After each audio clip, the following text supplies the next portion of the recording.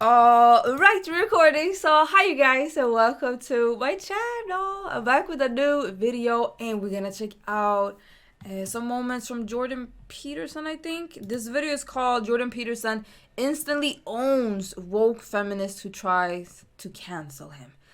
So we're gonna see what this will be about.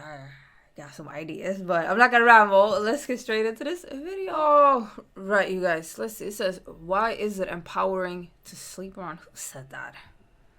Why is it empowering to sleep around? Oh, she said that. Why is it empowering? I wonder why you have so much like hatred towards women. I don't hate women. Where does that root in? It sounds like women. you do. I am a woman.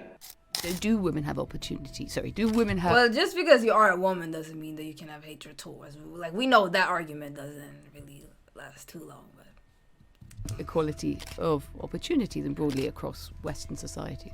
Compared to what? Compared to not having equality of opportunity. Well, compared to 100 years ago, yes. Compared to 50 years ago, yes. Compared to most places in the world throughout history, yes. Compared to a hypothetical ideal, no. But I'm would that very, very hypothetical leery. ideal be a good ideal or a bad ideal? Well, it depends on how you define equality. If you define it as equality of outcome, then it's a catastrophic ideal. See, this is something too. We know that the left can go too far, and we know that the right can go too far. I mean, I would say that's the abject lesson of the 20th century. Both can go too far. And we kind of know when the right goes too far. We probably think the right goes too far, if you had to boil it down to one thing, when people start making claims of racial or ethnic superiority. That seems to be the marker. Better not flipping but we me don't off. know when the left goes too far. And the left, to be frank about it, isn't very careful about differentiating itself into those who are pursuing a reasonable... if that person was flipping me off, that's fine. Like, we gotta control our emotions, because some people just want to trigger you and get something out of your reaction. Trying this year, they're not getting a reaction out of us, right? We just minding our business. Progressive agenda, and those who have seriously gone too far. And I would say that when people push an equality of outcome agenda, they've gone too far. Even though it's not as blatantly horrifying, let's say, as claims of ethnic or racial superiority, the consequences of playing that idea out in the world are seriously not good. There may be lots of things that are wrong both on the left and on the right that don't involve the right being overtly racist and the left wanting absolute equality of outcome. It's a space surely in the middle that matters, and that's why I suppose people feel that sometimes your argument is almost sort of, it's driving towards picking the fight rather than liberalism would, I suppose, encourage you to take the best, and we can have the argument about what's the best and what's the worst of everything that's in between. No, I think that the left poses a far greater danger than your analysis suggests. I certainly see this in the universities. And the drum is being beat very, very hard, perhaps not so much here, but in North America, for equality of opportunity or equality of outcome, under the rubric of equity. And equity is essentially a doctrine that fosters the notion that equality of outcome is not only desirable, but should be pursued as an object or as an explicit aspect of public policy. The idea being that if there isn't equivalent representation of all possible groups at all possible levels of all possible hierarchies, that indicates a tyrannical prejudice that needs to be rooted out. And that's having an absolutely pernicious effect on institutions, especially educational institutions in North America. It's an increasingly widespread view, and I think it poses far more danger than you think. Is it possible that views become more attractive when something is dissatisfied and when aspirations have not been met, which are reasonable aspirations to have, and you can then say that the answers are wrong or that they distort. Sometimes. But so I was trying to say, if this is such a popular view, to cite your example on campuses in North America, it may be that there's something out there that existing society has not satisfied. What hasn't satisfied the ever-present human tendency towards envy and resentment, that's for sure. So that's all that's driving it. Not all, but it's a tremendous amount of what's driving it. And an absolute lack of gratitude for what we've managed to accomplish and what we have in front of us. The idea of the gender pay gap it's so poorly formulated that it's almost staggering to me that people can even conceptualize it in this manner. It's not a univariate problem. It's a multivariate problem. Men and women don't make the same amount of money. So we can break it down and then we can go through not only could we have to. Good. And we can't assume that just because in all situations women don't make as much money as men, although there are some situations in which the reverse is true, by the way, that the reason for that is prejudice and oppression. There's many reasons for it. One of them is that men are much more likely to take dangerous occupations. How far gender is socially constructed. Well, okay, so the first thing to do is to figure out what the parameters are when you talk about something like gender. So the parameters are, say, parameters of temperament. We know that they differ between men and women, and they differ cross-culturally. But more importantly, this is the crucial distinction. Well, we don't know, because, I mean, I'm just looking at a piece of recent research on the brain, which concludes there are not two types of brain, and there are other researchers. Who did the research? It's the New Scientist. Scans prove there's no such thing as the male or female brain, just so you know what you're dealing with. Nobody who has any sense would ever claim that there was a male and female brain. Okay. These differences aren't absolute. Well, there aren't two types of brain, and men and women are more the same by personality than they are different by a substantial margin. There's more similarity than difference. If there's more similarity than difference. But that doesn't mean the differences are irrelevant. So let me give you an example. Right. So if you picked two people at random out of the population and had to guess who was more aggressive, and you guessed the man, you'd be right 60% of the time. That's about the magnitude of the difference between men and women. Well, that's 60-40. It's not that much of a margin, right. is it? That's exactly right. But, and this is where things get more sophisticated. All right, so then imagine that you had to pick the 1 in 100 most aggressive person and put them in jail, which is what we do. They're all men. So even though at the midpoint, the difference between men and women isn't that extreme, at the extremes, the difference is extraordinary. And most of the activity, or much of the activity in complex situations, happens at the extremes. So men are more interested in things than women are, and women are more interested in people than men are, on average. And those differences are largest in Scandinavia, by the way. So I'm from Sweden. There's no evidence that they're socioculturally constructed.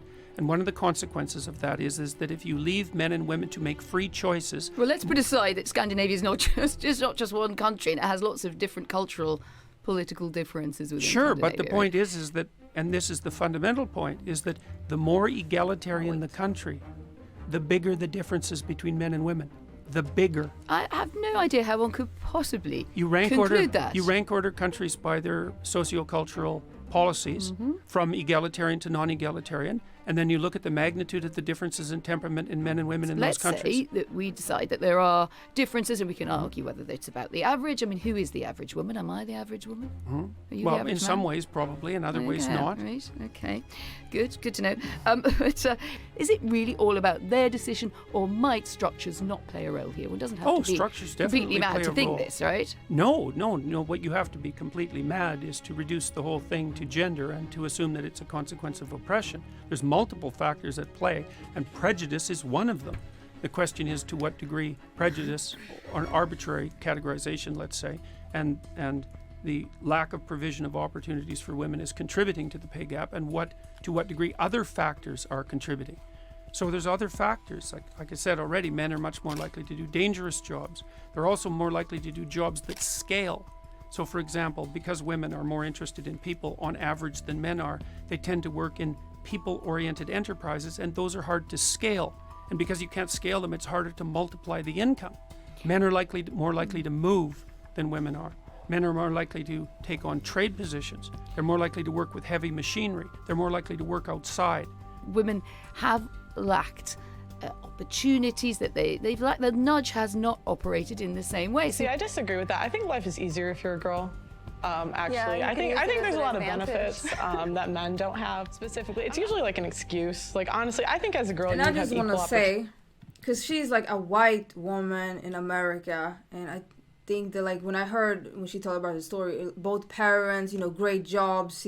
She coming from a nice neighborhood and everything, so she's looking at it from like a high middle class like point of view. So that's easy for her to say. But if you grew up in I grew up in a poor neighborhood, refugees, immigrants, like people don't have jobs, women making less than a man in the same field, a lot of discrimination, and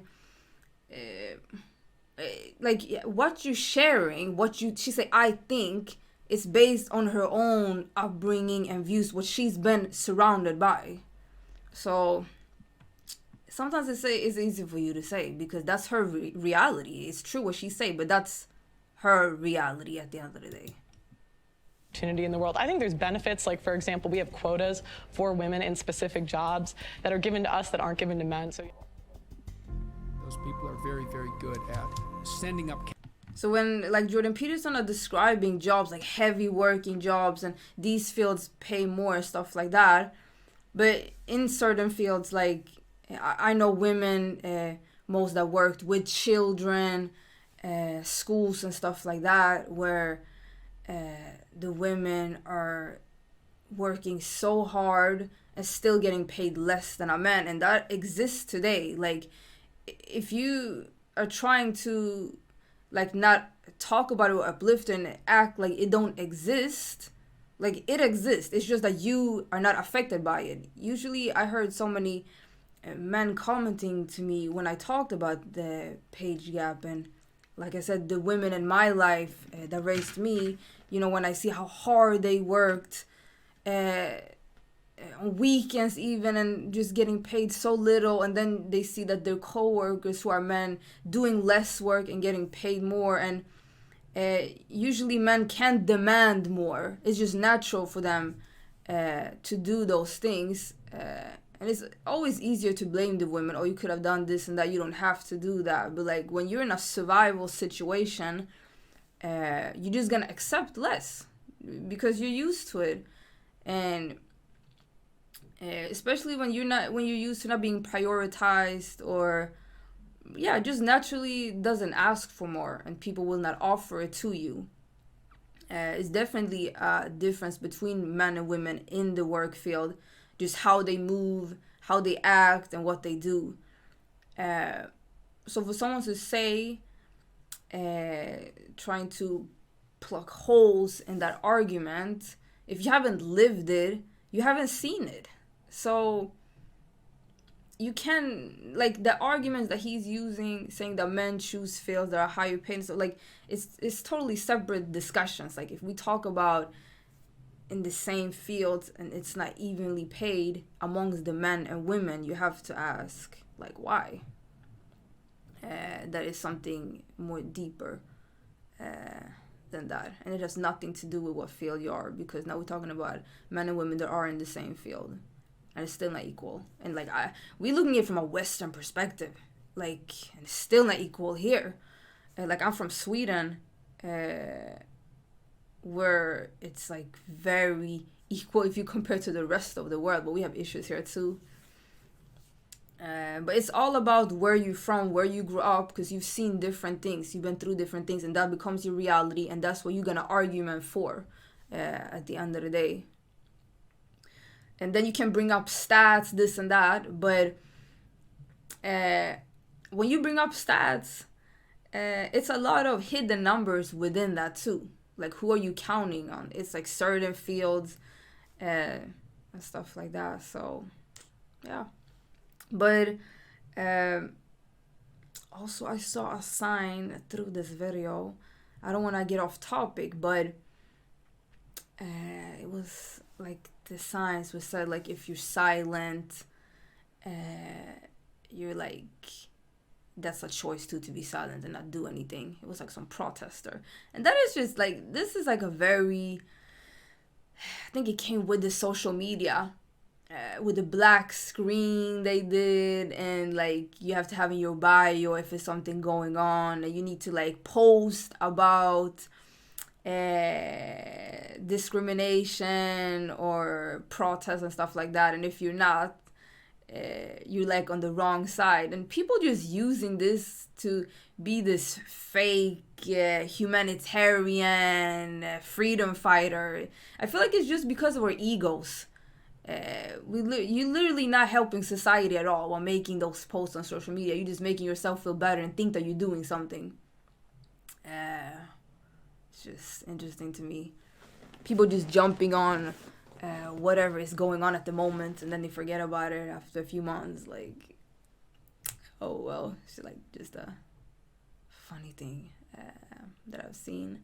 And also, in the beginning of this video, Jordan Peterson spoke about like how, you know, it was so much worse back in the day, like years ago.